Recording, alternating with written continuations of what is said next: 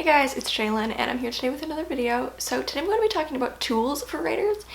I've kind of been gathering these over a really long period of time in order to do this video. So I've got 7 tools for you guys today. These are all things that I use personally that I really like that help my workflow in one way or another. Some are for productivity or time management, some, are for managing goals, some are for the actual craft aspect, some are for like outlining and storyboarding. So there's kind of a big range here. To be honest, I'm really picky about the tools that I use.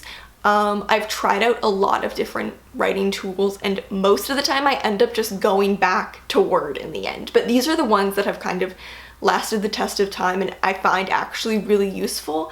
So let's get started. So the first tool is Milanote, and Milanote is actually sponsoring this video, so thank you. You guys, if you follow me for a long time, I basically never do sponsored videos and I wouldn't want to do a sponsored video for something that I didn't actually use myself and genuinely like. But I have been really liking Milanote ever since I started using it, and I've been finding it really useful for quite a few things. It has a lot of functions. It's kind of like a free-flowing note-taking app. It's kind of almost like Evernote meets Pinterest. You can save images, you can have note cards, you can save research. There are tons of different types of note cards. It's quite extensive, the things you could do with this based on what's useful for you. For a writer, you could use it for general note taking and kind of organize your notes in a more visual way. I used to just do all my notes in my notes app on my phone, and since I switched over to Milanote, I've really been liking how my notes just look way more organized. You can use it for character profiling, and there's actually a character profiling template. You can use it for mood board making, mind mapping, brainstorming, and the function that I've been using it for the most is for outlining and structuring. Specifically, I've been using it for timelining. Now, timeline is my Achilles heel as a writer. I'm really bad at timeline. I'm really messy at keeping track of time. And so recently, I've been working on doing some revisions for my novel, and that meant having to resort the timeline and actually like get all of my events in order and specifically sort out the causal chain is what I'm calling it. So everything links to everything else, and found that Milanote is so useful for this because it has a note card function, and the way that you can organize the note cards, it's so intuitive for kind of seeing the links between different events. So there is a free version, or you can sign up for a subscription where you have unlimited storage, and if you're interested in that, I have a discount code for you. It's shaelin20. I will leave all of the information on that linked in the description along with every tool that I talk about in this video. So the second tool is one that I've been also using a lot lately, and it's a reverse dictionary. So you may enjoy your thesaurus. I enjoy my thesaurus. But have you ever used a reverse dictionary? Because if you are like me, a thesaurus addict, reverse dictionary is going to change your life. So there are a couple. I like reversedictionary.com. There's also onelook.com, but I find reversedictionary.com gives me the best options. So basically what a reverse dictionary is you can type in a definition and get a word.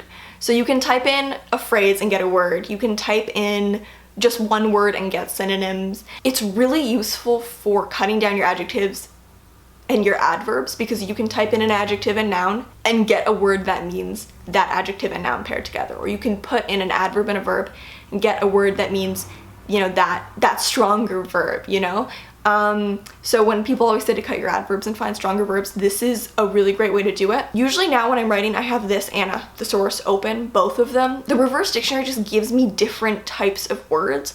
I find that, it's great for finding specific details. Because it will kind of give you different types of a noun rather than just synonyms. Like if you typed in door, you could get different types of doors. And I just find that's really useful for specificity. I will say as a warning, it's not a foolproof application. You have to use it very smartly. Same with a thesaurus, but it's much more so here. Not all the words that it will give you will be even sensical, The first few might be, and then it might give you some that honestly are kind of gibberish in relation to what you typed in. So if you're gonna use a word that you're not familiar with, make sure you research it, look it up in a dictionary, because if you just accept that it's telling you that all of these words mean what you typed in, they don't. Isn't always a perfect word for what you typed in. So you have to be very smart and look up any words you're not familiar with. But I've been finding it so useful for word choice. So the third tool that I really like is one I've been using for years, and it's myWriteClub. So myWriteClub is a website where you can basically just set to-dos for yourself. You can also follow other people on there and see how they're doing with their projects. I find it great because I'm the kind of person who is heavily motivated by a progress bar. Nothing motivates me more than typing in my progress at the end of the day and seeing my little progress bar go up. It's a very simple interface. You make a goal and then you type in your project. But what I really like about it is that you can set your goal based on a lot of different parameters. So you can do it based on pages, you can do it based on words, scenes, to-do tasks. So depending on how you like to track your progress, or depending on what stage you're at in the writing process, you can set a goal that works with that. You can set yourself a deadline. It's just really nice to keep track of everything that you want to do. I just find it very satisfying to log my progress into a progress bar. So if you're the kind of person who thrives off that simple motivator. Number 4 is one that you probably all know about, but I'm mentioning it here, and it's Grammarly. The reason I mention Grammarly is just because I think it's always worth running your work through Grammarly. You know, you guys know what Grammarly is. It's possible that you got an ad for Grammarly on this before this video. Grammarly is basically just a grammar checker, but it's a lot keener than just your spell check on your word processor, which isn't going to do things like check for comma splices or other grammatical errors like that. If you're submitting anything, I think it's worth running it through Grammarly, especially if you're just not a confident proofreader. And in the long run, it will kind of help you out because it does explain the errors to you, so it can kind of teach you how to become a better proofreader as you use it. I know all my professors always recommend that we run our stuff through Grammarly. Even if you are a pretty confident proofreader and you know your grammar pretty well, it's so easy to miss things. So the next tool is a productivity tool, and it's Cold Turkey. So there are quite a few applications that do similar things, but this is the one that I've been using. Cold Turkey just blocks your access to the internet. The thing for me is that I want to still have access to the internet when I write. I want to be able to use a thesaurus. I want access to my reverse dictionary. I do research constantly while I'm writing, like constantly. I'm always looking things up. I really want the internet to write, but I don't want to fall into the pit that is Twitter. And so this is a really useful tool because you can block your access to certain websites for certain amounts of time, but still have access to being able to research or to a thesaurus or any other tools that you might want access to. Personally, I actually use it more for school and work. I don't get as distracted when I'm writing, but oh boy, will I procrastinate by scrolling through Twitter for 30 minutes when I have to write a paper. I like this one more than others that I've tried just because with the time management tools, you can kind of just, before you start working, you can plan out your workflow and your breaks, kind of just how you want your workflow to go for that day or for that writing session.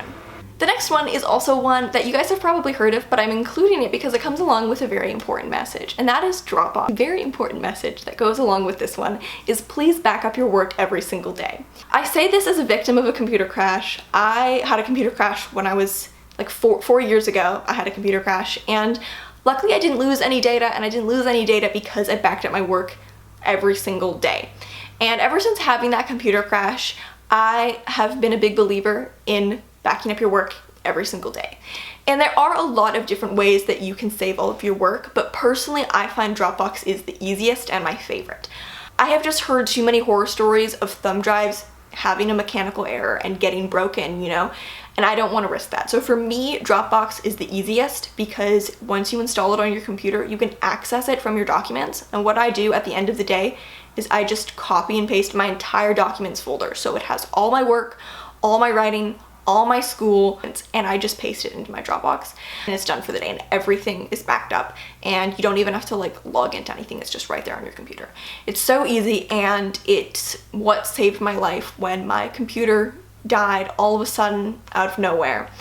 This way also, you know, you can access it from other devices, which was very handy for me in that week when my computer was being repaired. So it's been very useful, and it has saved my life probably more times than I can count. So the final tool that I wanted to talk about is a very specific one, and it's not something that I'm actively using at this moment because it has a very specific purpose, and it's Inkarnate, which is a map making tool. Now, if you are a fantasy writer, this is something that I used years back when I was writing a fantasy book, which was many years ago, but this was really useful for me at the time, and I still think it's a really fun tool. So basically it is a map building application. It's online, it's free, and basically you can just use it to create maps for a fantasy world. I find that the maps are quite visually appealing, which is very nice. So if your artistic skills aren't maybe where you need them to be to hand draw your own maps, this is a great alternative. And I think for most fantasy writers, it seems at some point want to be drawing out a map to get a lay of the land and keep everything consistent with locations. And I think even if you aren't a fantasy writer, even if you were, say, writing, you know, a contemporary book that was set in a town and you wanted to make a map of the town to keep track of where everything is, this would be a really useful tool for that. So those are some of my favorite writing tools. I would love to hear what your favorite writing tools are, the things that have been helpful for you, because I too am always on the lookout for something that can make my writing process a little bit easier. Thank you guys so much for watching. If you have any questions, you can always send me an ask on Tumblr, and I'll see you in another video.